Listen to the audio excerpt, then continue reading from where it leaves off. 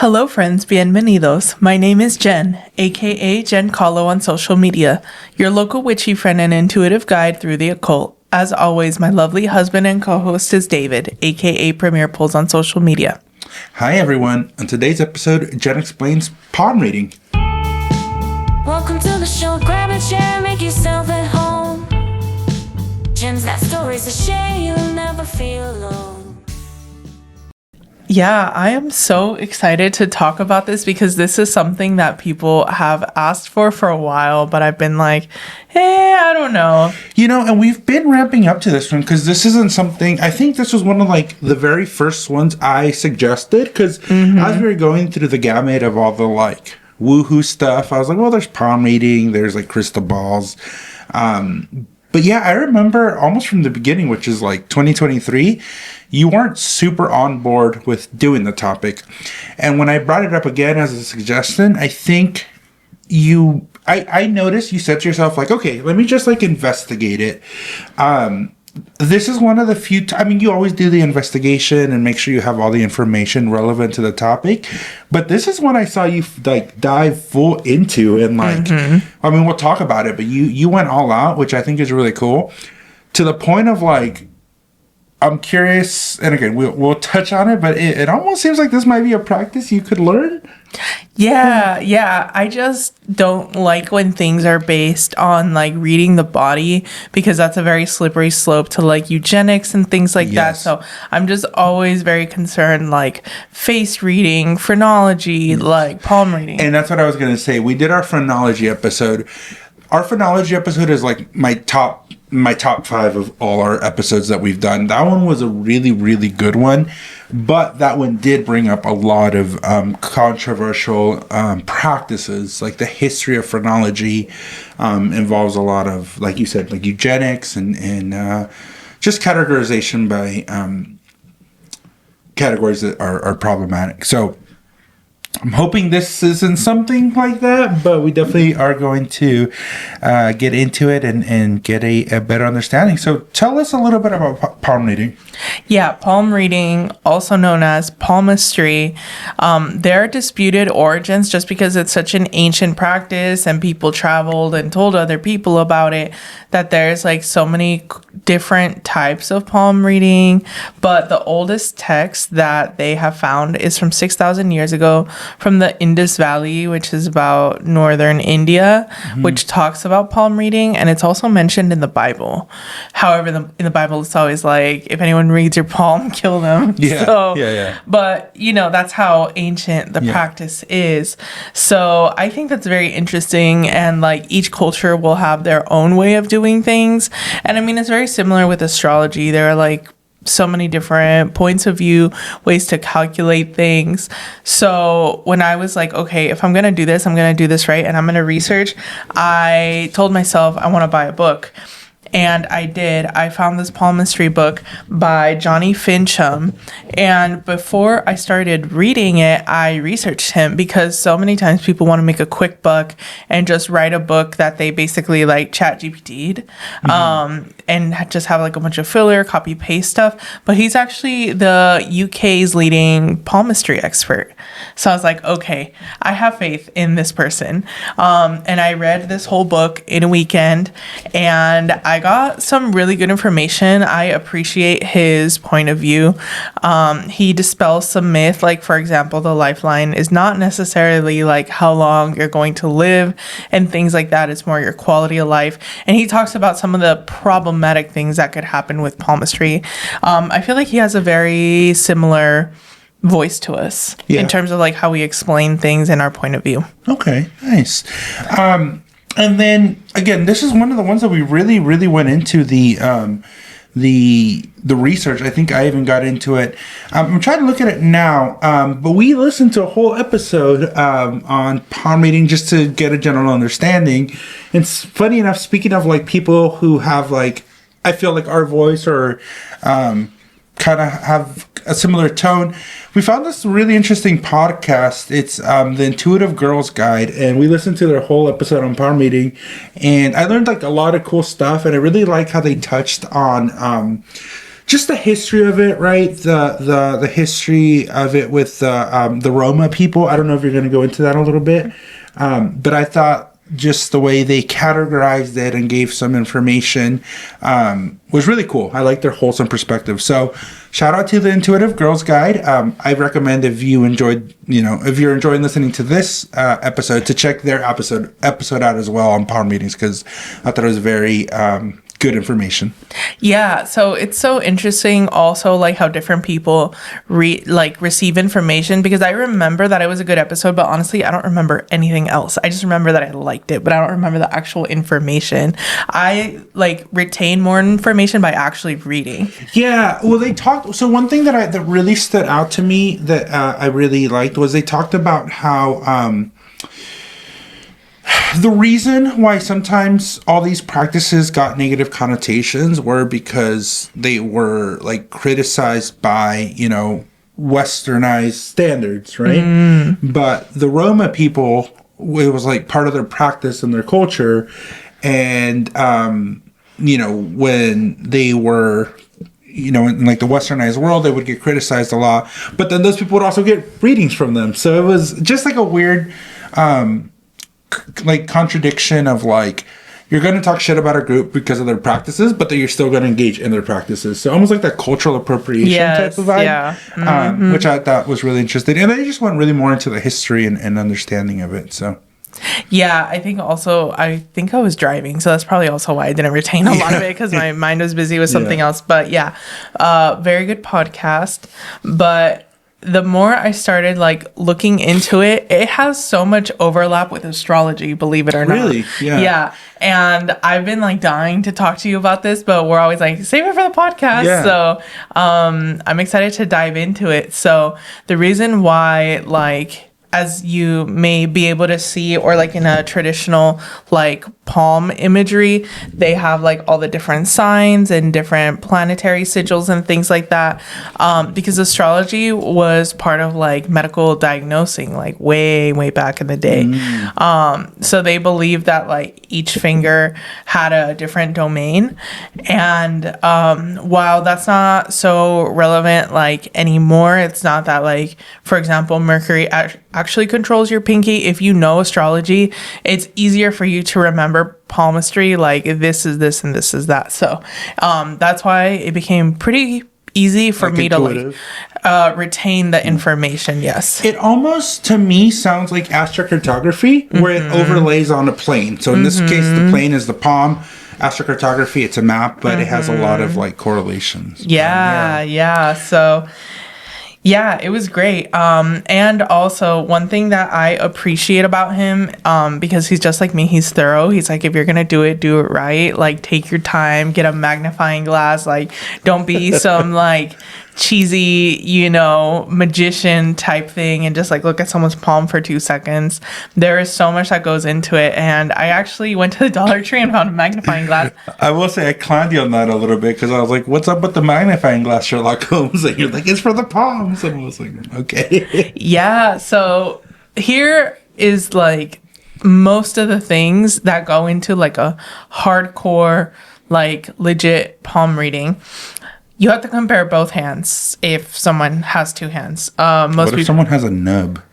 Then you just do the one. Okay. You work with what you've got. But most people have two hands, right? So you compare both the hands, the hand shape, the hand texture. So you actually have to feel their palms and assess their texture.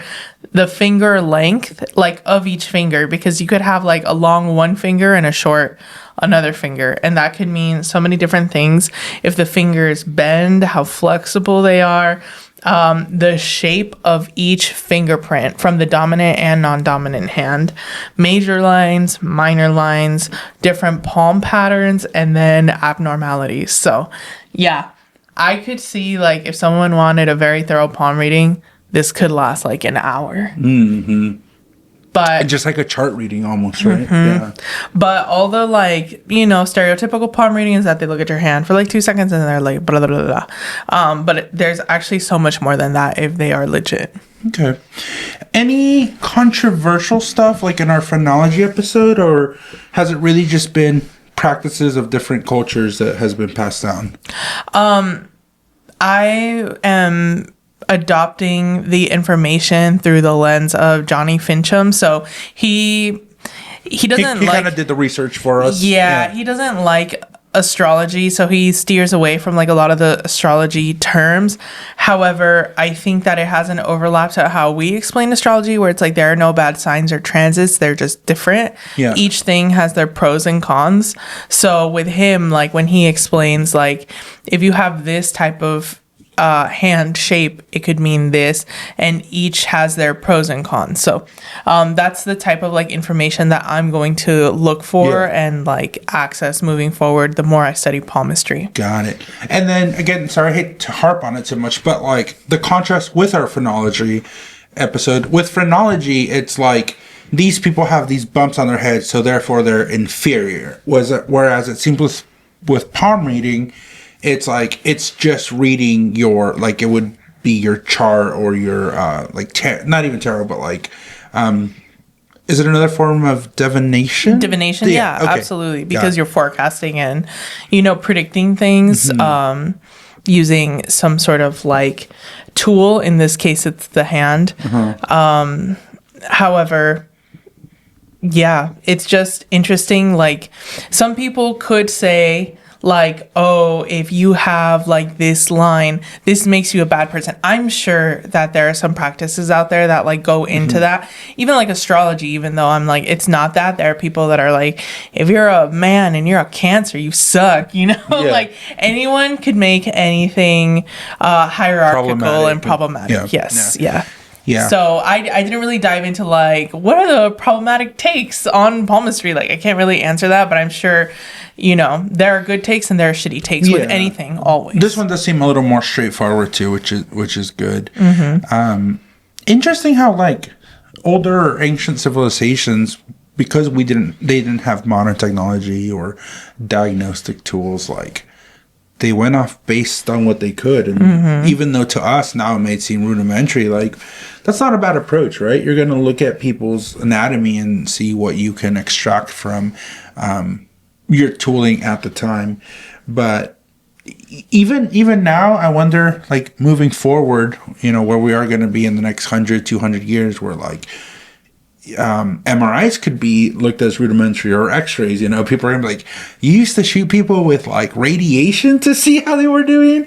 So just as things develop and evolve, I think it's just an interesting progression, because you do what you can with what you have at the time. And you mentioned that with palmistry, like that was part of it, right? Like actual medical diagnosing was one of the outcomes that was performed based on that. So yeah, but what I like about more modern sort of techniques is like, for example, like do you have a long like ring finger or pointer finger? It's not so much like the literal length, it's like ratio, like the ratio of like, does it go past, is it above this line, below this line, or right at this line? So even if you have a smaller hand or a bigger hand, like it's all ratio based.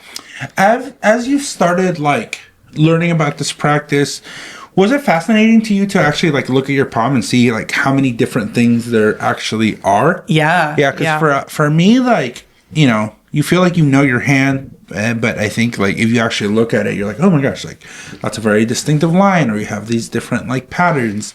It's kind of like fingerprints, right? Everybody has like a different fingerprint. And I'm sure we'll touch into the fingerprint part of it. But as far as like any more history or anything like that, is there anything else we should know? I see here that you, in our notes, that you put that this was mentioned in the Bible. Yeah, so like I said earlier, the only mentions are like if you go to a palm reader, kill them type of thing.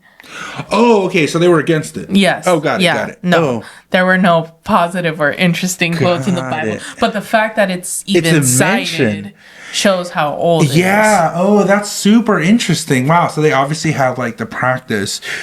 From my understanding, a lot of it was like nomadic people too, right? That brought these practices basically across the world. Yeah. Okay. Yeah. Cool. All right. So you've explained the history. You've kind of explained what to look at. Can we maybe go into examples and like how it actually works? Yeah, absolutely. So first we'll start with the hand shape. So there are square palms and rectangular palms, what they call short or long. And square palms would be like the same height to length ratio. Oh, like a square, right? Like Everything's a square. proportionate. Yes. Versus like a rectangle hand would be like more narrow at the top and then it would be longer. I feel like my hand is more square. I feel it's more like proportional. And all of the hand shapes correspond with an element. And then so if you have a square, now you have to look at the finger length. Are the fingers shorter or longer? I think I have longer fingers. I've been told, You have really long fingers. yeah, I've been told my whole life that I have long fingers. So because of that, I have a square shape and I have long fingers. That makes my hands, they belong to the air element. So got it. very similar. Your hand turkeys must have looked freaky as a kid. Yeah, the feathers look like peacocks. They were like really big. You're like, that's not a turkey. That's a full-ass peacock. That's so funny. That was actually one of my favorite things to do as a kid was make hand turkeys around Thanksgiving. Oh, Thanksgiving? When I was Yeah. like in kindergarten. I don't know. I really enjoyed it. Can't remember. I'm sure I did. I feel like everybody did hand turkeys, but I would always have like dexterity issues outlining my hands. For some reason, like once I got to the middle finger always looked like whiter. Like it would look like I hit my hand with a hammer because it'd be like finger, burp, and then like finger. It was really weird. So similar to in astrology, air hands are what? Sorry, I have a funny story. Literally just hit me. So, when I was in high school, we had a thing called my high school's mascot was the Tigers. So we had an actual like working preschool, and it was called the Tiny Tigers. But anyways, I do remember one time, I don't know if we did hand turkeys or just hand prints. It might have been for like Mother's Day or something, but all the kids did like their hands. So they would put their hands and then it would be like their name and age. So let's say it was like the hand print and then like Jace, 3 years old, and then we'd like hang him up. Well, I remember a couple of us in the class like did our handprints, and we'd put like David, 16 years old, across the room. And I just literally, it was an unlocked memory as we're talking about this, which I thought was funny. But it was like just little hands and then big old bear paws. So, so similar to astrology, that's why if you know astrology, you're going to learn palmistry pretty quickly. So just like the element, very like communicative, friendly, diplomatic. If you're water, you said? Oh, you said based Air. on your understanding, you're probably an air for your... Okay. Yeah, because of my like ratio and dimensions. Yeah, the shape. Yes, the shape. However, with the square, if I had like shorter fingers, then I would have been an earth hand. So earth hands, similar to earth energy, are dependable, maybe a little less emotional, and responsible and hardworking. Okay. Then if you have a rectangular hand with short fingers, those are fire hands. And Rectangular with short. yes. So that means that your hand would be more narrow at the top. I see. And longer. Got it. Okay, like, so that's fire. Okay. yeah. And then rectangular and long fingers would be water. Oh, okay. So you're an air. Do you believe it aligns with your personality? I think so, essentially because I'm air heavy, but I wonder if that's a coincidence. I was doing readings in San Francisco, and if I had a little extra time, I would do some very basic like palmistry. And I did tell people like I'm practicing. This isn't perfect yet. So you did a little practice. I did practice a little bit. Cool. And so someone did not have a lot of earth in their chart, but they had earth hands. So yeah, it was very interesting. But because I have a lot of air in my chart and I have air hands, it tracks for me. Yeah. But you also mentioned like kind of going back to our astrological signs, like there's a little bit of everything in every one, right? So that could be part of it. But some things can be more dominant. Yeah. Like my fire and my air are more dominant than my earth and water qualities. They are there, but like they steal the show. Yeah. And then what if both hands have like different shapes? Would you go with the dominant hand to do the reading, you think? I would think so, but they shouldn't differ that much unless you have like a birth defect. But what if you do though? If you do, then you would go with the dominant hand. Got it. Okay.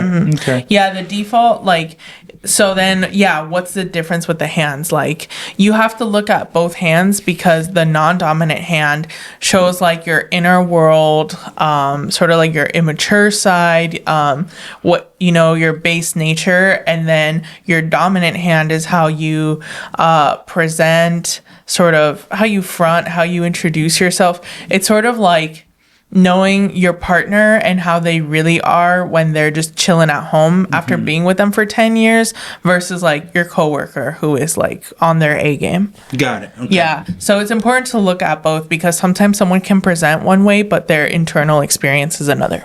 I see. Okay. And if someone is ambidextrous, then there's a test that you can do with the thumbs to see like how flexible they are. Obviously, if you're the palmist, you don't want to hurt anybody, but you would sort of see how flexible it is.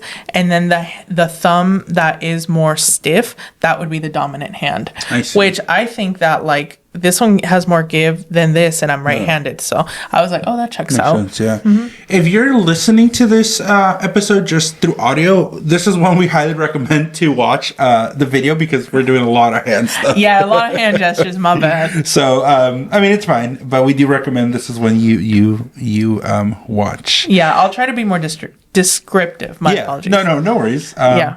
Maybe it's okay so people can look at our mugs. Okay, so can we do like a quick... okay, we'll get more into the details, but I want to see what I am as far as like the sign. So I'm going to take a guess. Is that okay? Based on what you told me. Yeah. I'm looking at my hand. So I'm thinking... Well, that's the weird thing about my hand. I have a huge hand. But like, again, it's about the ratio. No, I understand that. Yeah, but like... It's weird because I can palm a basketball, no problem. But it almost is like my fingers are long, so they can kind of go over the basketball. But I guess the palm is proportionate. So I'm guessing, based on the proportions that I'm looking at, it almost looks like square with shorter fingers. But in general, I have long fingers. And we've measured our hands to each other, and our finger lengths are pretty the same. So I agree with you that you have really long fingers because you and I have the same finger like length as far as like where they match, but they don't. But I think mine are more proportionate to my palm. So close your hand like this.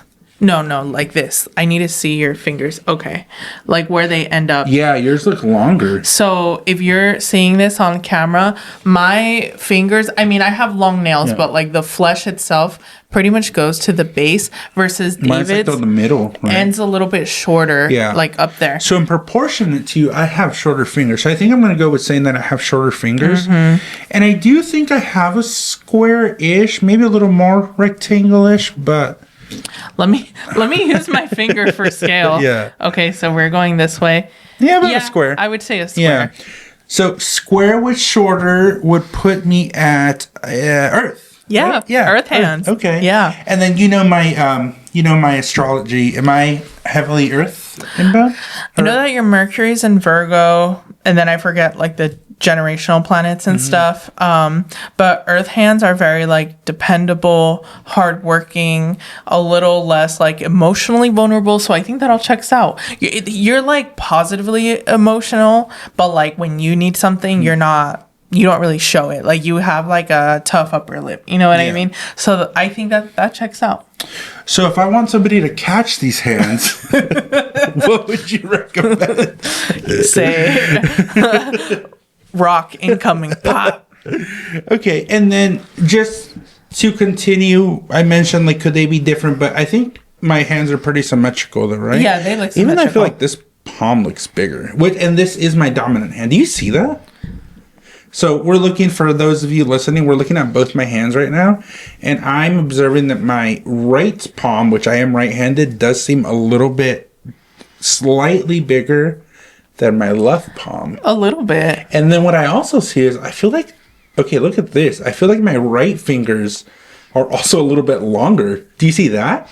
Yeah, and that's why you have to look at the finger shapes and lengths and like everything. You have to look at everything for both hands and compare them. So just out of curiosity, so we did my left hand. So for my right hand, this one does look a little more rectangular, I will say. And longer. So rectangular and longer is water. Yes, but it still. Could you fold that hand? Yes. It still looks like short fingers. Oh, it does. Yeah. Proportionately. Yeah. And then. So short, but this one does look for sure more rectangular, I think. But I think it's square enough. Yeah. Okay. Like it doesn't have to be perfect, but rectangular. Like I'll try to show you some images later, but yeah, I think it's pretty squarish. So we did the shape. I guess we determined that it is a very earth hand. Do you think you have enough like knowledge at this point to do like a rudimentary read on me, or is that something that would be a little bit longer? That's too long for this episode. Got it. Okay. Yeah. I did cut myself while you were out of town. That I have a cut right here. That's Speaking so of palms. funny. I also cut myself while I was out of town. Yeah, but did you cut yourself? No. Sorry. For those of you who didn't hear what she said emo. But I actually cut myself when I'm away from you. Sorry. I'm getting unhinged. I gotta save this for unhinged.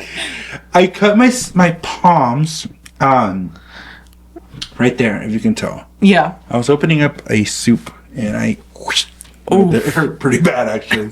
Ouch. Yeah. All right. I have one more kind of question, and then we'll go into actually the specifics and then your personal experience with palm reading.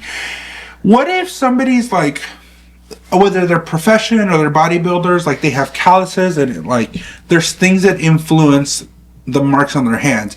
Is that part of it all because that is who their personality is that would lead them to have those types of hands? Or do you account for that in a different way? Yes, I had the same question. I was like, well, what if you cut yourself? What if you work out? That is a part of you. And of course, you control your own destiny. So that totally makes sense. Take it into account. Yeah. But there are some things that I'm like, okay, that's obvious. Like, for example, they're like, if someone has coarse hands, that means that they like to work with their hands. It's like, you yes, have of course. the most coarse hands. No, I don't. No, compared to what coarse actually means. I'm just saying in general, like when you hold hands, I feel like I'm touching sandpaper, and I have the most delicate, soft hands. I don't understand it. So. Okay, so there are 4 different types of textures with hands. There is silk hands, which apparently you say you have. I definitely allegedly. Oh my gosh. Okay, so Mr. Soft as Silk over here. So the textures. You're just jealous you don't have my skin. I know. So folks that have silk hands are more sensitive, intuitive, luxurious. Okay, maybe it checks That's out. 100% me. Yeah, maybe it checks out. You can see the Louis Vuitton logo, like Wow. the lines. Then there's paper hands, which are more like dry, but they're not like rough, like calloused. They're just like Dry. They feel like the edge of paper. They feel dry, and I feel like that's what my hand is. They're not rough. They're dry. Mm-hmm. They're I could polish stones with your hands. That's not true. They're very communicative, especially when it comes to like using technology like computers, print media. They're really big yappers, basically. Mm-hmm. But they're a little bit like iffy and distant with physical touch, with honestly is a little bit true for me. So I think it's true for you if you don't have a close relationship with that person. Yeah. But like you're very touchy-feely with me and Lucy, which I guess are the only 2 people you're touchy-feely with. Yes. So. Then there's grainy hands, which I'm looking at your notes. I thought it said granny hands.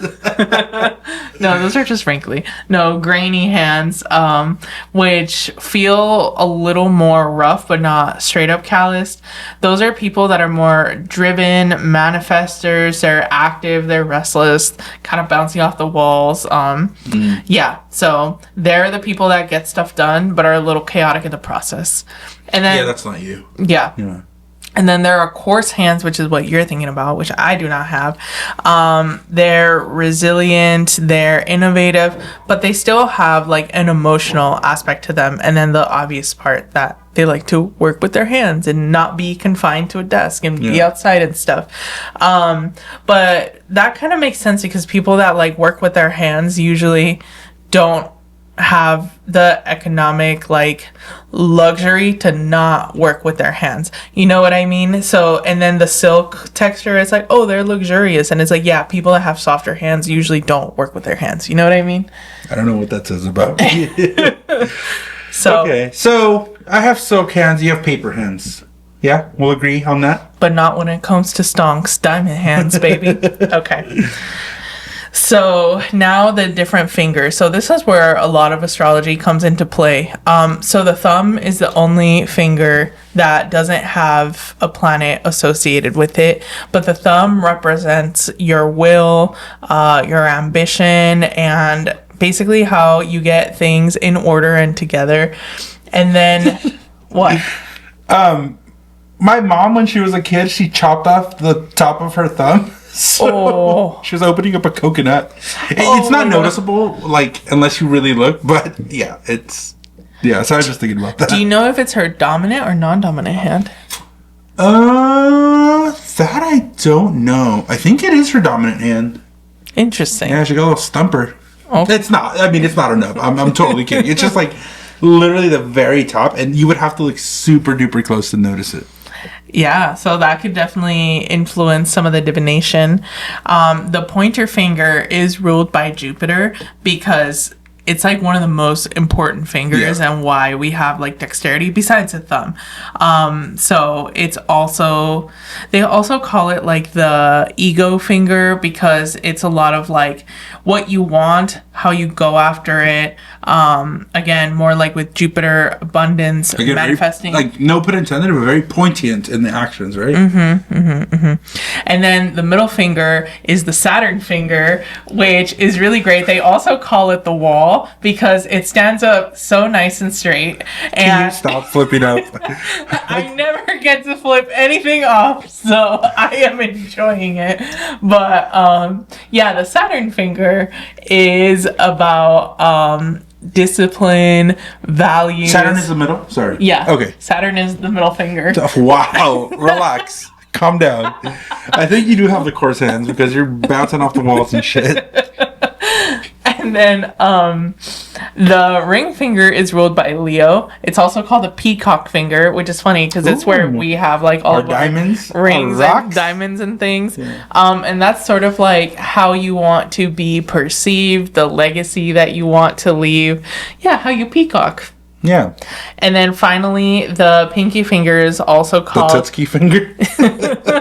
Also called the antenna fingers are ruled by Mercury. And this is how people communicate, their ability to speak different languages. So if someone had longer pinky fingers, maybe they're a polyglot. Or at least bilingual. Or great, like, persuasive communicators. Okay. Versus people with, like, shorter pinkies would be more straight to the point, for example. Got it. Okay. Yeah, so if you ever see, like, the planets, that's why. You mentioned, okay, so earlier you mentioned finger shape also. Were you referring to the length? Is that what you mean by shape? Or do you mean, like, the sausage? There's, like, sausage fingers. So there's the length proportional to other fingers, like... For example, the Saturn finger and the Jupiter finger, or like they call it the mirror finger on the wall. It's like, where does it end? Does it end like below the final joint, sort of like this line right here? Is it above, below, right there? That would tell you if it's shorter or longer. And that would have like different implications. But then there's also checking to see if it bends. Oh, I see. Okay. And I mean, unless something really fucked up happened, it's always going to bend to the next finger, like usually going that way, or like it'll bend towards There's like the a wall. proportion. The only, sorry, excuse me. You're talking about finger lengths, and the only pragmatic things I use the finger lengths for are two. One is obviously because I'm Asian. That's how you measure your rice. You put your finger in it, and if it goes to the first knuckle, like that's all the water it needs. The second one that I think my dad does, and I think you'll think this is a cool trick. So, if you need to count something, you have obviously your 10 fingers, but what my dad does, and I don't know if this is an Asian thing, but you can count the joints. So you could do like 1, 2, 3, 4, 5, 6, 7, 8, 9, 10, 11, 12, 13, 14. So you have like joints as well, if you need more room to count higher numbers. Interesting. So it like essentially gives you more than 10 things to Yeah. count. You could, in theory, count like The joints. 30. Yeah. But anyway, sorry, continue. Yeah. Interesting. Okay. You're Yeah. talking about the length proportionate to Yeah. So, for example, like if your ego finger bent to your wall finger, your peacock finger bent to your wall finger. Can you refer to them as like middle rings so people who are listening can Yes. understand it? So, peacock finger is your ring finger Yeah. because it's flashy, ruled by Leo. And then your Saturn finger, aka the wall finger, because Your middle finger. middle finger because it's the tallest, Yeah. rules discipline. So if someone's ring finger has a bend towards the middle finger, then it could show that they would prefer to do the responsible thing than the fun thing. It shows that there's an influence and they're bending to or like submitting to that influence. Okay. Yes, Yeah. yes. Wow. Interesting. You learned all this on a weekend? And there's so much more to learn. Yeah. I feel like I barely scratched the surface. But Well, let's talk about the lines because I think that's the one everybody's familiar with, right? yeah. So there are quadrants on the hand. So I'll just have my sticky note here. But if you divide your hand into 4, so dividing it from the middle finger and then halfway across, those 4 quadrants rule different things. So the quadrant from the middle finger to the thumb, Upper left, would be like the public stage, how you present yourself. Below that, they call that the sea of subconscious, which is sort of what drives you that you don't even realize. Then on the top right is ego and sort of like who are you trying to present yourself to be. And then below that is primal body, home, and family. Okay. So like the primal needs. And those are the coordinates, right? Yeah. Yeah. Okay. Those are the quadrants. Yeah. Then you have your lifeline, which runs from, it's the curve that basically encompasses your thumb. Mm-hmm. Oh, got it. Okay, so it starts at your thumb, and then see, my problem is weird because I have like folds. Do you see that? Oh, I guess you do too. I think everybody does. Oh, okay. And those are called like mounds. And so, yeah, where you have like either like indents or bumps can also mean different things as well. Rolls on your finger. Hey, some people have them in different places. So that's the one where people are like, this is how long you're going to live. That's not necessarily it. It's more quality of life. So you have to look at, are there any breaks? Do they intersect with other lines? Are there any lines crossing them? Are there islands, which is basically like the line goes through it, but it separates into 2 and then goes back into 1. Basically like a little circle on the line. There is supposedly like a way to do numbers if you really want to know like more or less when things are going to happen. So like the top of your hand is 0, then 7, and you basically go every 7 years until like 84 at the end. But I don't think that's going to be quite accurate because there are people that have like well-developed lifelines that die before 84. You know what I mean? But that one's not as reliable. yeah, that one's not as reliable. Yes. Okay, interesting. All right. Well, I think there's a lot to learn and a lot to go over. So people should definitely check out that book. We're definitely going to shout out the author in our post, right? Yeah. There's just so much to cover that I'm like, oh my gosh, we're not going to get through it all in time. But those are some of the bigger things. Yeah, so I am excited to keep learning. There's so much to learn. Even like your fingerprints, there are different fingerprint shapes, and they could tell you like it is so methodical. But the verdict is still out whether or not I think this is a reliable tool. Right now, Right now, I just find it interesting, but I don't know if I would find it reliable. It's just interesting for now. See, I get the sense that you're like kind of adopting it and are thinking there is some value to it. I like the overlap, but I don't know if I'm a believer yet. Oh, interesting. I still have to practice. Yeah, awesome. All right, so we do want to end. You actually, for this episode, did some hands-on research, no pun intended, and you went to go get a palm reading. So tell us about your experience, what you liked, what you didn't like. everything. Yeah, so I went to a palm reader.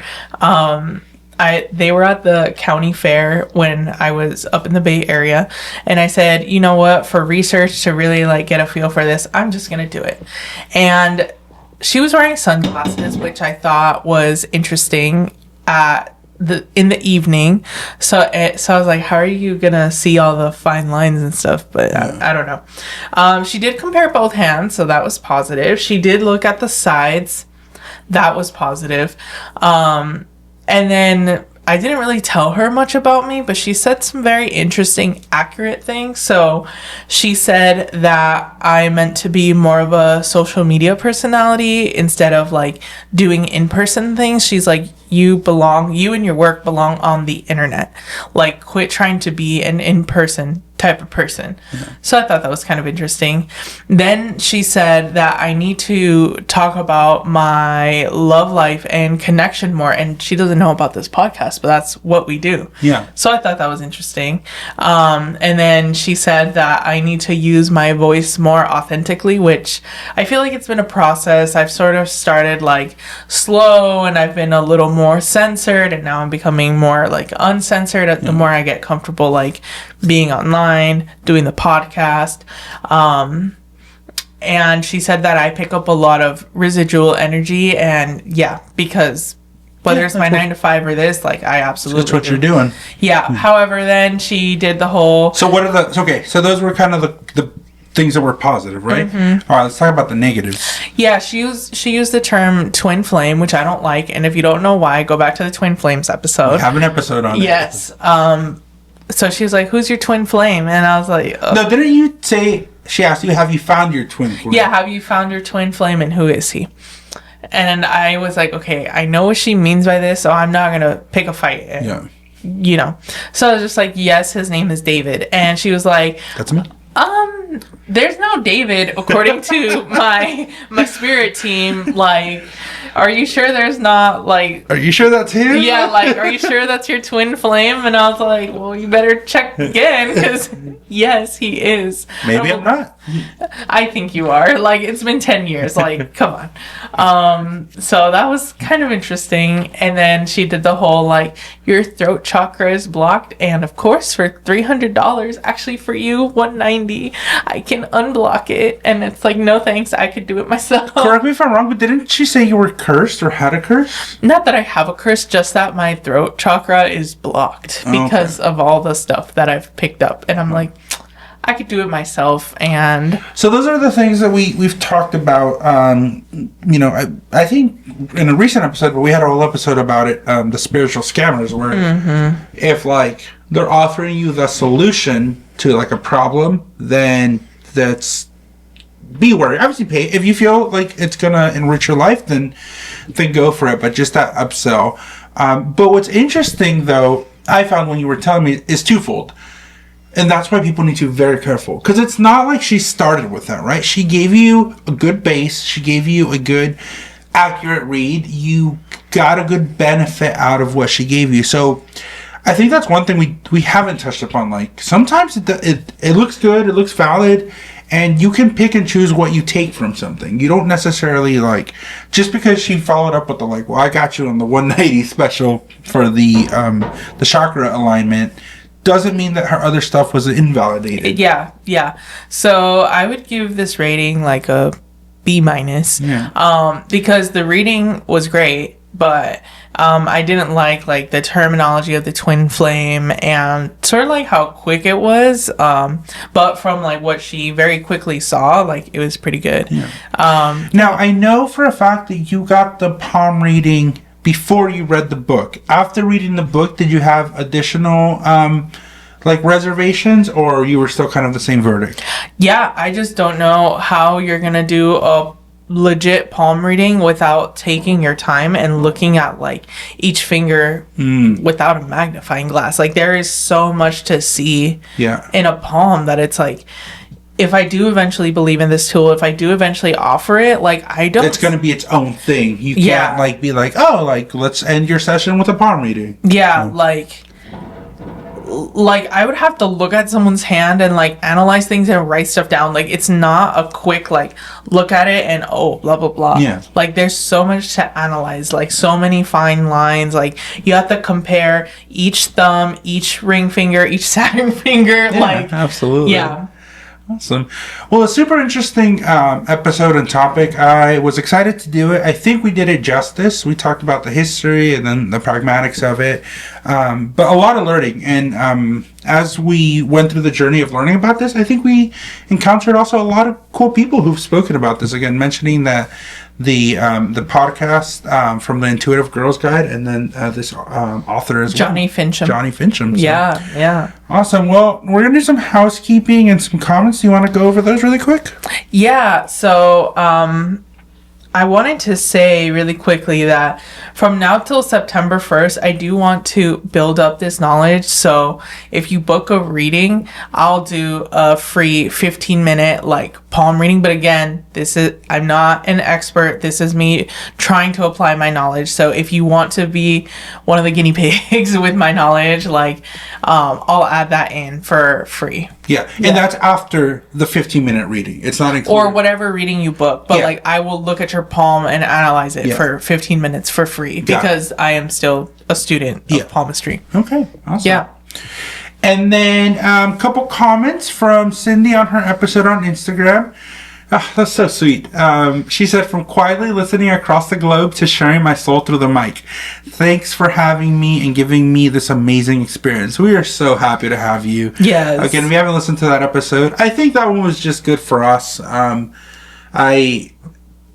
It's just crazy how far like this has taken us, right? We're reaching audiences in Germany, and now we're getting to meet some of our fans from Germany. So just kind of a seminal moment for me personally. And you have a lot of fans out there, Cindy, because this episode got so many plays. I was like, whoa. Yeah. So thank you also to Cindy's fans if you're listening. Yeah. And then from @Hanhayo on Cindy's episode, great episode, wonderful people, and how beautiful it is to see the genuine warmth between you. Yeah. So thank you so much for the lovely comments.